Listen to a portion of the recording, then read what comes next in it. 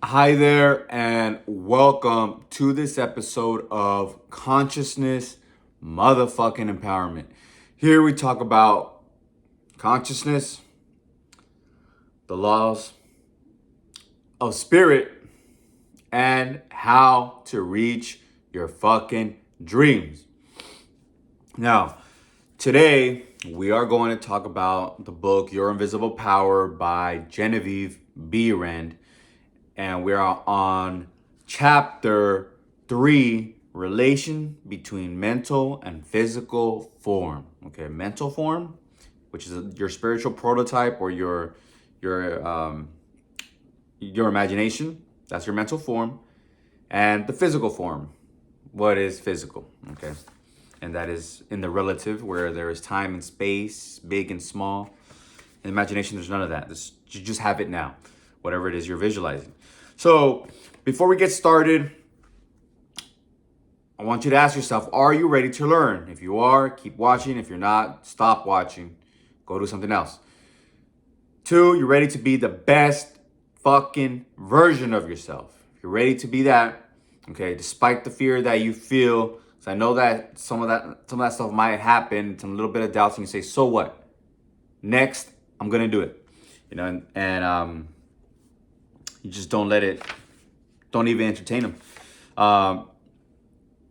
Then let's get started, okay? When you've already made that decision, you don't even entertain that stuff, honestly. Okay, so let's get started. This chapter is very short. It's like 2 pages, three at most. But these are like long texts, there's a lot of space between them, so it's not dense. So let's get started. And she starts off with this, okay? She starts off with this, and it's very amazing because I know she wrote this book for people who were sort of doubting. It wasn't for the typical student like you and I. But let's share this quote, because it still reinforces our beliefs in God and the Creator and manifesting. Okay. Quote, some persons feel that it is not quite proper to visualize for things. Quote within the quote, it's too material, they say. Why? Material form is necessary for the self-recognition of spirit from the individual standpoint. And this is the means through which the creative process is carried forward. Okay. I feel like sneezing. Okay. She says that's important for us to recognize the spirit only until we for us to materialize something, we recognize the spirit, right? Material form is necessary for the self-recognition of spirit from the individual standpoint. So that's just deep. You can read that from different points, but from what I'm understanding is that a person, okay, like us, who have a high level of consciousness and can really contemplate and think, because you need to have a high level of consciousness to contemplate this stuff. And so you need the evidence, the material manifestation, physical manifestation, to have that recognition from an individual point of the universe, of the spirit, okay? You need the form, because then like, okay, well, how do we know that there's spirit? By its experiments of manifesting, okay? It's experience. And then another one that I came to mind was the evolution. When a fish wants to walk on land, it has to have that idea, right? It has to have the idea, that desire. Like in the last video, we talked about when we have a desire for order, we start thinking, I would like this room to be orderly. So you start getting ideas of hiring a maid, a help person, something like that. Boxes, new furniture, moving the furniture a certain way for it to look more orderly. Starts with thought, okay? And it manifests physically. A fish will crawl and turn into a mammal, or something like that, or a bird, in time as evolution happens. Now, visualizing is how we get there. It's one of the ways, because we just have a desire as well. Like I mentioned, an affirmation. An affirmation is a belief, and a belief will create your physical reality. In the last chapter, we talked about an amazing affirmation that Genevieve told somebody who wanted her husband to come back. Right? She said, "Follow intuition. See him as free. See him as free. Don't see him as like, like belonging to you, or being. He's a free individual. He's a free individual, and say." And hold his belief, quote, "Again, I told her to hold constantly in her mind that the loving protection of the spirit of life would guide her in perfect happiness." In the end, all we want is happiness. That's one of the best quotes that I've ever read, honestly. One of the best ones. Because it adds in happiness. Because it has the protection clause. There's one that, what is her name? We had that. There was the last book that we reviewed was, comment down her name if you know her name right now, because it's not coming to me. It's another woman. It's not coming to me. Florence Scovel Shin. She has one about protection. She says, and I adjusted this one. The long arm of God surrounds me. The long arm of God. The loving arm of God surrounds me in my affairs. Or the loving and protective arm of God surrounds me in my affairs. See, it has the same loving and protective clause, but it doesn't have the happiness in it. This one has the happiness in it, so it just, boom. And as you believe, it shall be done unto you. It is done unto you as you believe. Oh yeah, God's long arm of love and protection surrounds me in my affairs. That one's good. You can use either or both. God's long arm of love and protection surrounds me in my affairs. Because it's a long arm, so you can see a long arm, and it's protecting and loving you. And you just go out and enjoy life, You enjoy your spiritual life, okay? Because once you understand this information, you're living a spiritual life, because you understand that everything has a spiritual counterpart. Everything physical has a spiritual counterpart. Somebody thought about building this apartment. And us human beings are a spiritual counterpart of God. Okay, God thought of us and created us. So we are part of God. Everybody, even the person you may not like or may not like you. That's why you gotta bless them, because everything is divine. And when you get to this point, you're literally living a spiritual life. Okay, spiritual life. One of the biggest takeaways here is that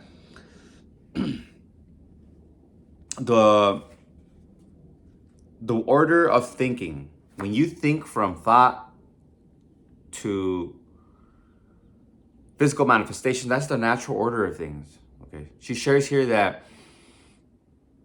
that is cause and effect, the natural order and harmony of cause and effect. It's just that when things have been created physically, then they start evolving and moving, and those are what Thomas Troward will call secondary causes. Okay, secondary causes. But they're the effects of the first cause, which is relative, which is God, the creator. Okay. Here's something that I wrote that's really gonna blow your mind in a good way, kind of like, and give you some inspiration, some insight. Quote, visualizing, this is from me, so I'm not even gonna quote it. Visualizing is the correct order. Thought to substance. Spirit to substance, in other words. Because we are tending a spiritual field. We are tending a spiritual farm. Okay? God is what grows it. God grows it. Just like a seed in a farm or on the ground, anywhere.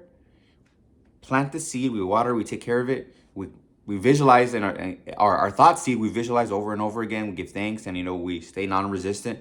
We stay in happiness and peace and relaxation. It'll grow, okay? But it is always spirit or God that is putting the life force in it for it to grow. We can't force it. We can't say, hey, grow. Hurry up. We don't do that. We don't do that, okay? So we are tending the field, or how Thomas Schroeder would say we are holding the power lathe. So when a power lathe is like a wood carving machine, so we're holding the power lathe, and the wood is coming through, and we're just shaping it, molding it. So our imagination is shaping and molding what we want, and our imagination is the power lathe. Okay, we are the power lathe, and we are shaping the substance, the spirit substance, into the shape that we want. Okay.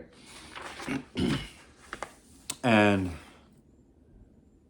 she goes into sharing that in the universe there's space where it's empty. There's substance, but there's substance there. Those are, she calls them etheric particles, but all etheric particles have the same energy. No etheric particle is stronger than the other. Now we're talking about atomic substance, okay, particles, atoms, and that sort. Because although something right here looks empty, it's not empty. There's actually energy here. There's oxygen, carbon dioxide, and there's substance in there. There's particles in there. And when we go back to the basic substance, she quotes this, so I'm gonna quote her. Quote, one might attribute the development of cosmic energy to the etheric particles themselves. Upon investigation, however, we find that this is mathematically impossible in a medium which is equally distributed throughout space. For all its particles are in equilibrium, therefore, no one particle possesses itself a greater power of originating motion than the other. Thus, we find that the initial movement through working in and through particles of primary substance is not the particles themselves. It is the something we mean when we speak of spirit.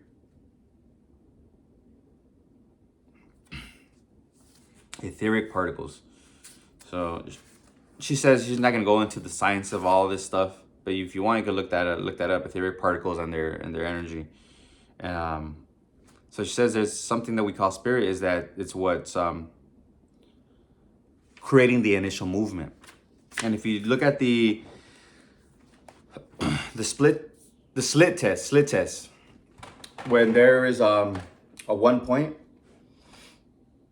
and they throw atoms at that slit at 1 point, it comes as dots. Dot, dot, dot, dot, dot, dot, dot, dot, dot, dot, dot. But if you have multiple slits and you just throw the atoms randomly, it comes out a wave. Because one is focused, one has a conscious focus on it. Okay? Our mind gives it that physical reality to it of the atoms. But if not, it's a wave. Meaning an atom is physical and non-physical. Everything we look at collapses when we look at it, but when we're not looking at it, it's a wave. It's just a frequency. So our mind is creating and molding the things that we look at. Literally. Look up the slit test. And you'll see how that functions. It's just like wow, like really? But although we have this information, you have to be at its vibration. A lot of people will still read it and doubt it. They'll read it and doubt it because, and here's a quote that I love sharing. I got this from my dating coach. He says, people see what they believe. People see what they believe. They don't believe what they see, okay? Because it's your beliefs that are creating your reality. People don't believe what they see. People see what they believe, okay? They see what they believe. And so you can tell a person like, hey man, you can do X, Y, Z, but they don't believe. They're going to be like, no, I can't. Then they won't. It's like, it's amazing. Something just came to me when I was a little kid. I shared this story before. There's a beautiful girl named Desiree. And she was so beautiful. Well, I was 7 years old. To me, she was beautiful. She was she's Thai, so she looks Asian, but not like real Asian, like light, she looks a little mixed because she's a little dark. You know what I mean? So she's not like a light skinned Asian. She's like a dark Asian. But she was really pretty too. I'm like, oh my God, she's so beautiful. And I wanted her. I wanted her to like me, maybe kiss her. I didn't think about sex at that time. I was 7 years old, but I'm like, I like her. Like I get butterflies. I don't know why I was saying bubble guts before, but I get butterflies. And then one day, two times. One time she came up to me and said, "Hey, do you like me?" I was like, no.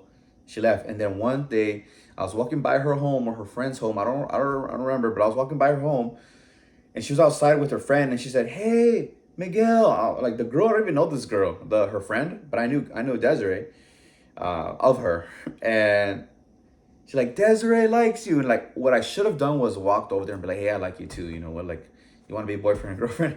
But like, I didn't believe that it was possible. I wasn't resonating at it. I was too much in the worriedness and the fear and that's why I couldn't resonate with it. Couldn't resonate with it. And that's just my experience, okay? Because you want something but you don't get it. It's like the fear. It's the fear of whatever bullshit fear it is. Like, okay, let's dive into that. Okay, I was worried. I was kind of nervous. Okay, what did I need to believe at that time in order for me to have that experience? That it wasn't true. I had to believe that it wasn't true, but it was obviously there was some truth to it because her friend was telling me. Okay, and so what if it's not true? It's just not true. If she doesn't like me, it was just a joke. Then so what? All right, let's go. Let's go talk to her. See, these questions really help you overcome the fear. And when you overcome the fear, you go towards what you truly fucking want and you become the best version of yourself. Okay? Fear is a farce. It's not even real. It's you in your mind, just you in your mind. Okay, yeah, don't stand in front of a train. I say this all the time. Don't stand in front of a train. Like, don't do something dumb like that. But when it's like going after the love of your life, starting the business, getting in shape, whatever it is.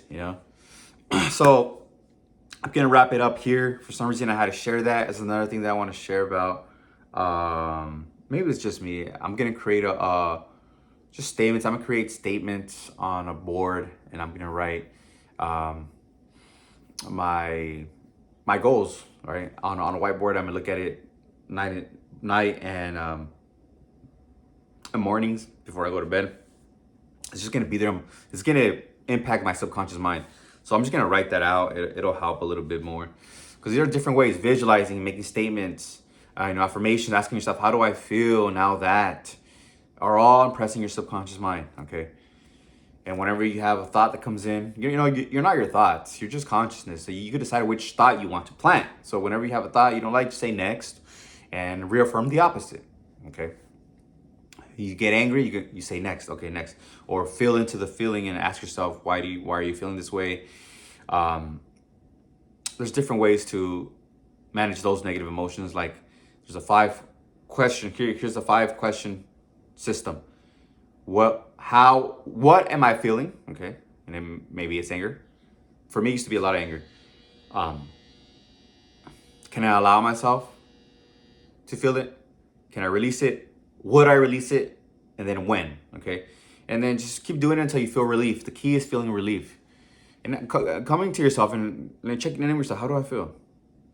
Happy. Okay. Good. And then go on and reinforce the happiness by being grateful, doing gratitude, just reinforcing these emotions and this feeling and these positive mental states. Okay, it's very important, because then good thoughts equal good results equal a good life. Okay, now when you get specific thought equals specific actions equals specific results. All right, let's do a little visualization. Remember, this is the way, this is the order, this is how the universe is created. Yeah, we can create outside, we can get two things and tape them together, but then we're only limited to those resources. What if we don't have the tape? What if we don't have A and B material? It'll be attracted to us. And the hunches to take action will be also attracted to us, and we'll take those actions. Okay.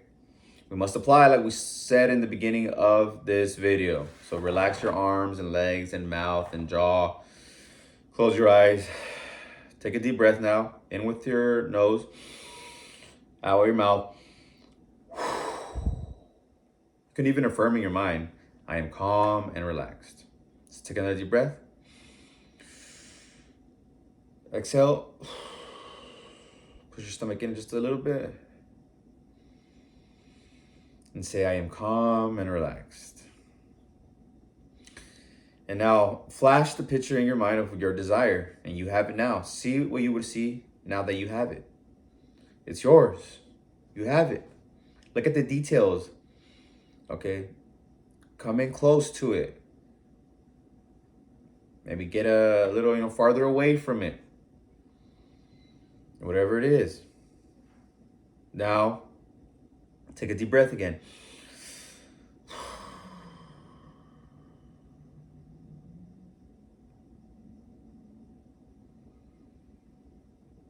You can say again, I am calm and relaxed. Now, look at the picture again, and its fine details. Look around you. What's around you? What's nearby? Now, get close. Now get farther away. Touch and feel and hear and smell and taste. If it pertains.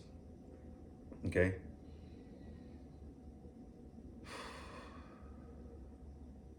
I'm taking another deep breath. Exhale. Push your stomach in. Now open your eyes. Now sit in the feeling that you have it already in the spirit. And God is putting the life force, that the law of growth into that thought seed. And it is molding, you molded it, and it is creating it on the physical. Okay, for you. So you just have to sit back. Now just let the universe do its thing. And as you get the hunch, it'll come. Somebody might just knock on your door and be like, hey, I got you this. Or maybe if it was the love of your life, like, hey, it's me. That stuff literally happens. At least for me, it happens to me a lot, especially with women. I visualize me being, hanging out with a baddie, and then boom, because I don't pick up my phone, I'm like, hey, come over, and I'll pick up my phone, and then they're like, hey, you didn't pick up your phone. So that's just examples, examples. And you can use affirmations to reinforce this. Okay, affirmations will reinforce this vision. Okay, like the one we shared in the video. Now let God guide you in perfect happiness, or universal intelligence, a divine mind, the spirit. Let it guide you in perfect happiness. Make sure to like this video if you liked it.